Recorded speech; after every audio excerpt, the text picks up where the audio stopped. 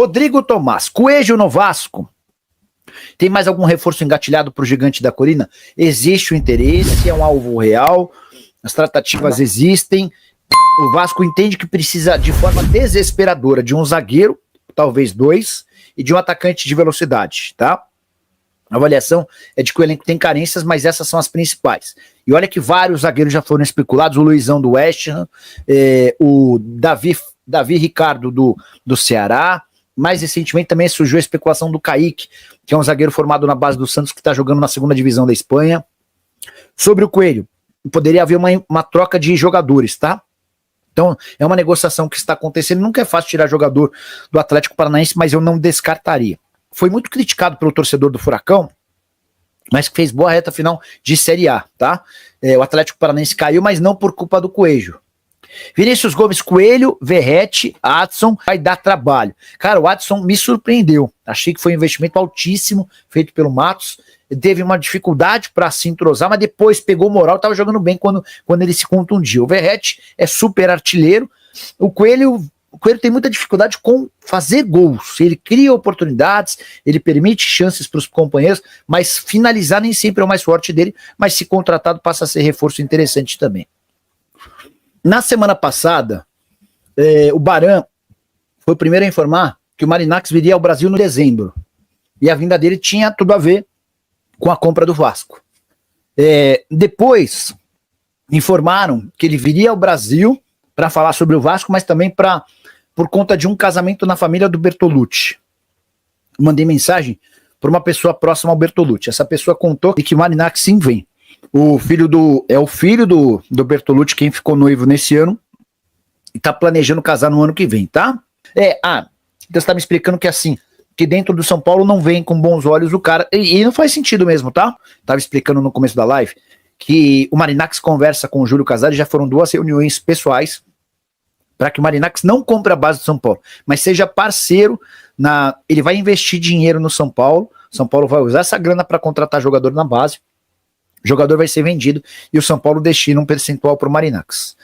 O que o Naric está falando é que dentro do São Paulo não está sendo bem visto o fato dele negociar com outro clube. Não há um impeditivo, tá? Ele pode comprar a SAF do Vasco e pode ser parceiro do São Paulo na base. Mas, de fato, não é normal. O ideal seria que ele comprasse um clube e acabou. Mas, enfim. Nicola, você consegue apontar umas 5 boas opções de ponta disponíveis no mercado para times grandes que têm condição financeira a contratar? 5 para clubes com dinheiro. Vamos lá. O Evander não dá para trazer, não dá para cogitar como ponto. O Evander é um meio atacante muito bom jogador, muito bom. Fez números impressionantes lá na Major League Soccer. O Luciano Acosta, que chegou a ser especulado no Corinthians e no São Paulo, ele joga como meia centralizado, mas joga como atacante de lado. Baixinho, o cara é fenômeno, tá? O cara tem números muito bons no Cincinnati, esse está livre, mas vai custar pelo menos uns 2 milhões de reais. Deixa eu tentar sair da bolha, né? Para não falar de Rony, para não falar desses caras, né? O Facundo Torres que o Palmeiras trouxe tem muitos predicados. Os caras que acompanham o futebol da Major League Soccer falam bem demais do Facundo Torres, mas esse já deixou de ser opção. Que mais?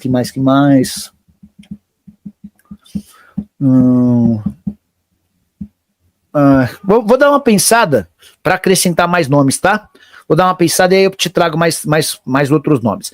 Comenta quem foi o destaque do Vasco nesse ano, quem foi o fracasso, vamos dizer assim, aquele que decepcionou na temporada e, claro, os seus votos. O que você vai pedir para 2025?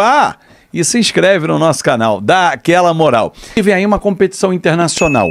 Uma competição internacional que vai mexer com o nosso humor, com a nossa empolgação, porque o torcedor do Vasco é isso. É aquele que não abandona e não abandonou em nenhum momento. Bom, vamos iniciar 2025, mas não podemos esquecer 2024. O que aconteceu com o Vasco? Que veio de uma temporada 2023 sofrida, em que salvamos na última rodada. Caramba, o Vasco se livrou na última rodada, é verdade. Lembra aquele jogo com o Bragantino, gol do Serginho em São Januário? Era um outro momento, jogadores que vieram na segunda janela e que deram conta do recado com a chegada do Ramon Dias. E todos nós vascaínos, não teve um vascaíno que disse diferente disso. Cara, se o Ramon tivesse chegado antes e esses jogadores também, o Vasco ia para uma Sul-Americana, navegaria tranquilo no Campeonato Brasileiro. Pois bem, esses jogadores ficaram para 2024, o Ramon ficou para 2024, mas o que a gente viu na temporada não foi isso. Pelo contrário, um time que não conseguiu passar pelo Nova Iguaçu na semifinal do Campeonato Carioca. Na Copa do Brasil foi avançando, chegou à semifinal, mas fez jogos ruins, avançando nos pênaltis, sofrendo, mas avançou. No Campeonato Brasileiro demorou a engrenar. Tomou pancadas, como a do Criciúma em casa, 4-0, que culminou com a saída do Ramon Dias, que aliás foi repleta de confusão.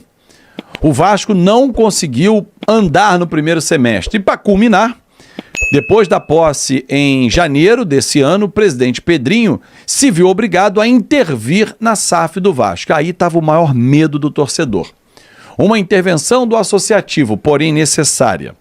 Pedrinho, à época, em maio, disse que nós não sabíamos o que tinha pela frente e era necessário fazer essa intervenção. Ficamos desconfiados, normal, até que o tempo foi passando e foi mostrando que a 777 estava falida. A equipe assumiu a massa falida e tenta negociar junto ao Vasco a venda para um futuro investidor. Venda que não vai ser feita nesse ano. Aliás, no ano que vem ainda vai demorar um pouco. E quinta-feira já convido você, 8h30 da noite, vou receber o professor Rodrigo Abreu, da Fundação Getúlio Vargas, para explicar a você, torcedor, para já começar com conhecimento a temporada. Como funciona uma relação societária, como funciona uma venda de empresa, a due diligence, que é a diligência, a troca de documentos. Como é que isso funciona, Azevedo? Quanto tempo leva? Vamos explicar tudo isso quinta-feira, 8h30 da noite. Saiu a 777, o associativo assumiu a SAF integralmente, já que era sócio em 30%, e começou a comandar a casa. Só que antes da saída da 777, Rafael Paiva assumiu interinamente o Vasco avançou diante do Fortaleza na Copa do Brasil, entregou ao Álvaro Pacheco o Boina, que nos primeiros treinos causou ótima impressão, inclusive do presidente Pedrinho. Mas o que a gente viu no treino não se refletia no campo. Um time espaçado, um time esburacado e que era um convite ao adversário. A pior derrota foi para o Flamengo, 6-1. Pior jogo que eu narrei, pior jogo que eu vi do Vasco da Gama.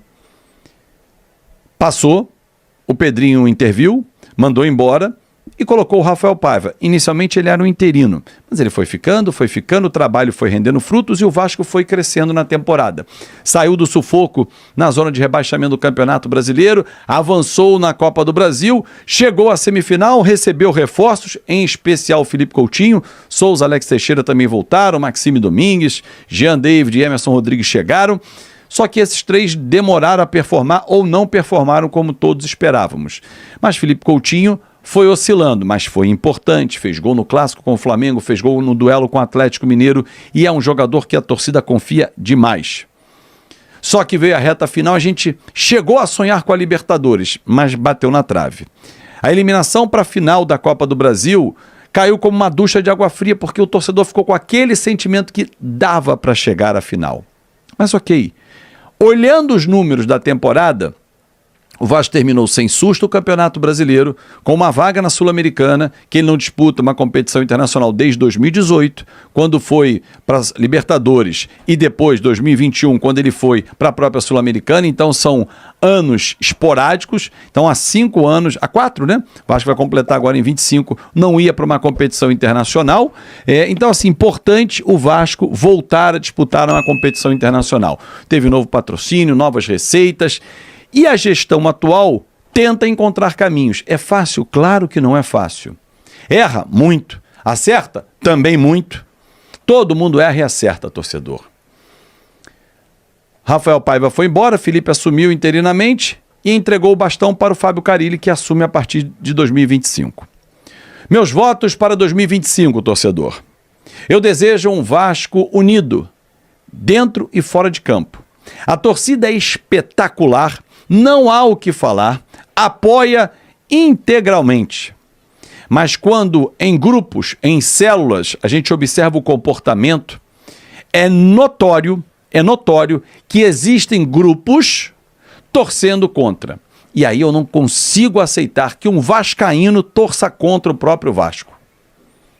Quer que dê errado para ele dizer, tá vendo? Eu falei. Porque se der certo ele não fala nada. Esse não é o vascaíno. Ele tem que fazer a crítica assim, como aqui eu também faço. E aliás, algumas pessoas não entendem, porque eu entrevistei o presidente Pedrinho no início desse mês, eu não posso criticá-lo. Onde é que está escrito isso? É da minha profissão e o nosso canal tem essa liberdade para fazer isso. Gente, desejo a você um ótimo 2025 e que o nosso Vasco traga muitas alegrias.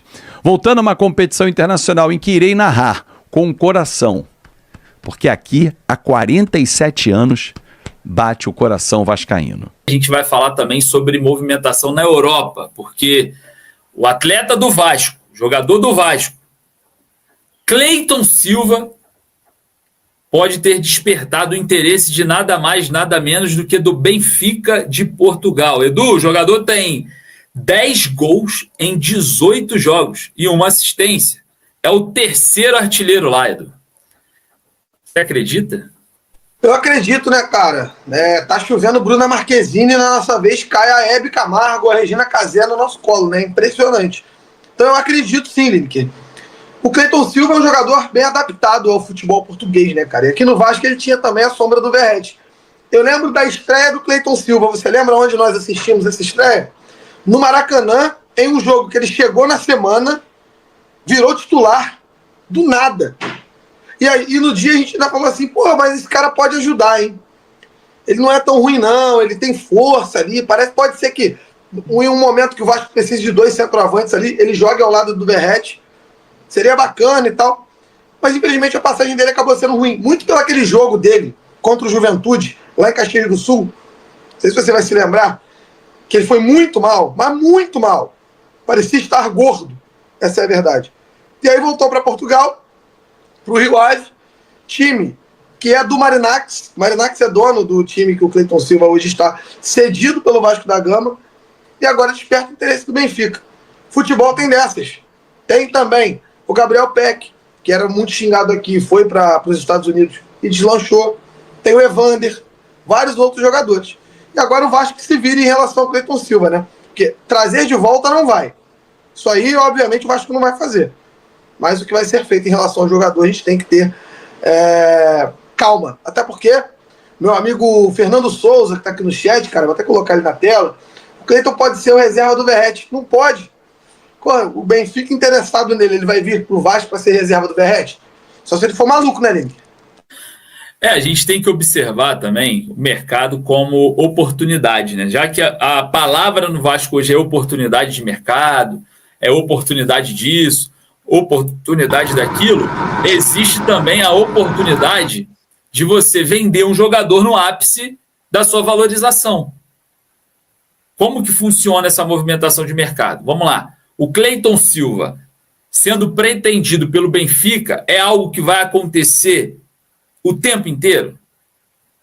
Não vai. Então, existe o ápice da valorização. É o que o Vasco encontra no Manuel Capasso. O Vasco entende internamente que o Capasso chegou no pico, lá da montanha. Agora a tendência dele é cair. Se ele andar para a direita, ele desce. Andar para a esquerda, ele desce. Andar para trás e para frente, ele desce também. Então, a bússola, qualquer lugar que ele for, ele vai descer. Ele vai desvalorizar. Então, o mercado, o clube em si, ele entende o ápice da valorização, Baran. E o Cleiton Silva, pretendido pelo Benfica, seria esse ápice? Será que essa é a oportunidade do Vasco? Opa, que é isso? Isso daí não tem... O trem passa só uma vez e vende o Cleiton Silva, você acha que dá para repatriá-lo, igual a opinião da galera que está aí no chat?